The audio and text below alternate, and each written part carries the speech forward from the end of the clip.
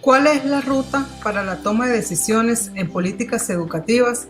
Este es un trabajo realizado por Luis Bonilla Molina y Luz Palomino para el Centro Internacional de Investigaciones Otras Voces en Educación, la Sociedad Venezolana de Educación Comparada y la Red Global Local por la Calidad Educativa.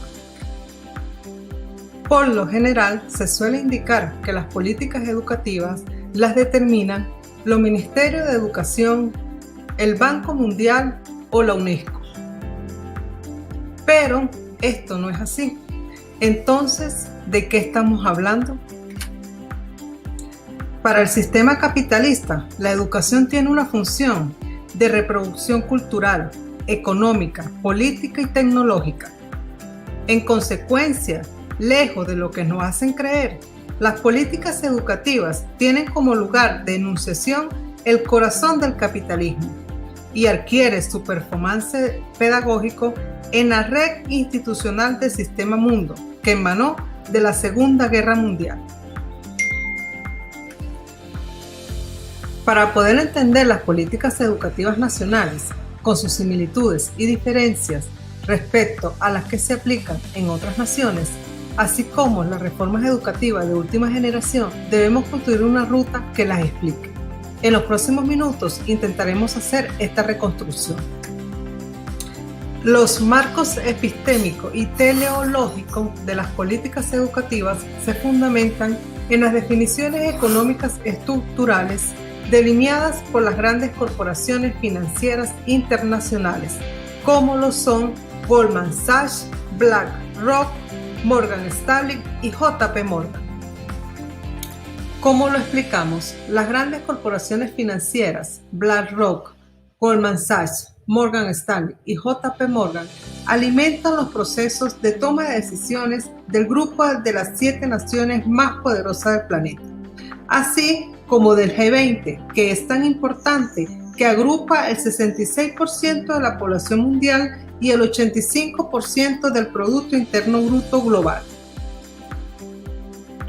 La influencia de las grandes corporaciones financieras en la toma de decisión del G7 y el G20 son el punto de partida para los procesos de discusión y toma de decisiones en el Fondo Monetario Internacional, el Grupo del Banco Mundial y el resto de bancas de desarrollo, el Fondo Económico Mundial, mejor conocido como el Foro de Davos, y la Organización de las Naciones Unidas. Este conjunto de organismos estimulan el trabajo del complejo industrial cultural que se centra en la industria del libro, en corporaciones tecnológicas, en empresas de terciarización para la formación docente, en la gramificación, en empresas de estructuras, entre otras, que a su vez vuelven a tomar partido de acuerdo a los intereses de las corporaciones financieras internacionales. Recapitulando, diríamos que los debates y deliberaciones de las grandes corporaciones financieras alimentan las decisiones del G7 y el G20, que a su vez constituyen las líneas maestras para que el Fondo Monetario Internacional tome sus decisiones.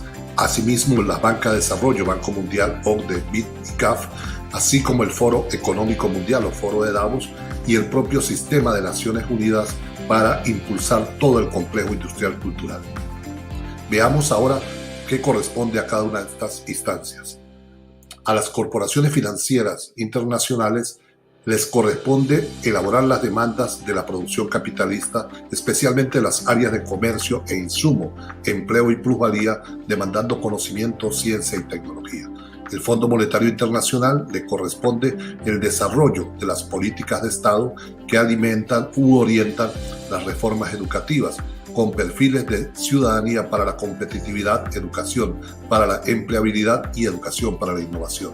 Las bancas de desarrollo trabajan el financiamiento de las políticas de Estado que se corresponden a las demandas y se centran en consecuencia en financiamiento para reformas curriculares, estandarización, ranking, calidad, pertinencia y la llamada ciencia útil.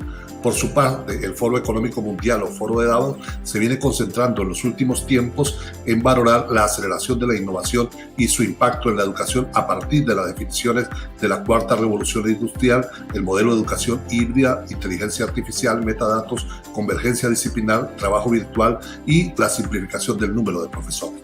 En consecuencia, Naciones Unidas entra en el juego construyendo las narrativas pedagógicas que se corresponden para todo esto, con perspectiva de los llamados futuros de la educación, educación para la vida, educación para la empleabilidad, microacreditación, empresas como centro de la educación innovadora, para que en consecuencia el complejo industrial cultural elabore las mercancías educativas expresadas en libros de textos, plataformas virtuales, arquitectura de la nube, comercio electrónico, redes sociales y entretenimiento con educación 4.0.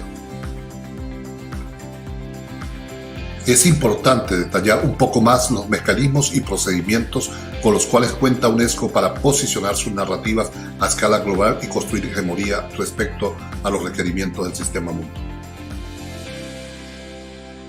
La UNESCO cuenta para su gobernanza con un comité ejecutivo conformado por representantes oficiales de los gobiernos del planeta y cuenta con una red institucional para cumplir sus tareas, entre otras el Instituto Internacional de Planeamiento Educativo, que asesora a los gobiernos en materia de planificación y elaboración de políticas públicas. Otro organismo es el Instituto Internacional de Estadísticas, que le corresponde recopilar o acompañar a los gobiernos en la compilación de estadísticas, así como impulsar la cultura evaluativa. La Oficina Internacional de Educación es otro organismo dependiente de UNESCO que en los últimos tiempos había estado concentrado en el tema curricular, pero que ahora trabaja también el tema de la formación docente y otras áreas. La OREAL, la Oficina Regional de Educación para América Latina y el Caribe, es la encargada de llevar la relación con los ministerios de educación de la región y tiene a su cargo el Laboratorio Latinoamericano de Evaluación de la Calidad Educativa, conocido por sus siglas, YESE. Es muy importante el trabajo que realiza la OREAL en la articulación de la política en América Latina. Por otro lado está el IESAL, o Instituto de Educación Superior para América Latina y el Caribe, encargado de impulsar todas las reformas educativas que le corresponden al sector universitario, al sector de la educación superior, no solo en América Latina, sino en el mundo.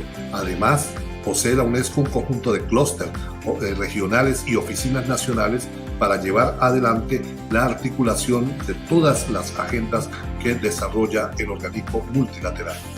Finalmente, posee una gama numerosísima de oficinas, comisiones y cátedras para el trabajo específico que realiza en materia educativa y de construcción de narrativas para adaptar todas las políticas del capitalismo global. Construye discursos que hacen una orientación estratégica a través de conferencias mundiales como la Conferencia de Yontif de Dakar o la Conferencia Mundial de Educación Superior. También realizan un conjunto de foros regionales, como lo que se están haciendo para hacer mantenimiento, seguimiento al ODS 4. También convenciones o declaraciones en áreas temáticas específicas, además de los consabida elaboración de informes, tesauros y el acompañamiento a los gobiernos en las reformas educativas que emprendan. Y para esto es muy importante la relación que mantienen, que sostienen con los ministerios de educación, quienes, una vez escuchadas las orientaciones de todos los organismos multilaterales que ya les describimos y específicamente de UNESCO, comienzan un proceso de adaptar el discurso global a la cultura educativa nacional, hibridando las demandas globales del capitalismo con las locales de cada una de las naciones. Además, le corresponde a los ministerios asumir los costos de la adaptación de la agenda global en los escenarios nacionales y para ello, para evitar ruido, fragmenta las operaciones de cambio vía reformas curriculares, evaluación o pedagógicas. Esto implica una epistemología del cambio de la periferia hacia el centro que al final destaca la epistemología capitalista de los sistemas escolares, fundamentalmente basados en la visión de una máquina como componente global. Al final nos queda claro que un cambio educativo auténtico que se corresponda a los intereses populares solo puede partir de los centros educativos, del diálogo intersubjetivo entre docentes, estudiantes, familias y comunidad.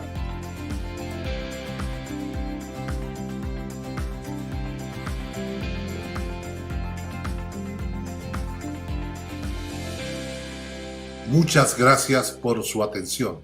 Compartimos para ustedes Luz Palomino y Luis Bonilla Molina de Otras Voces en Educación.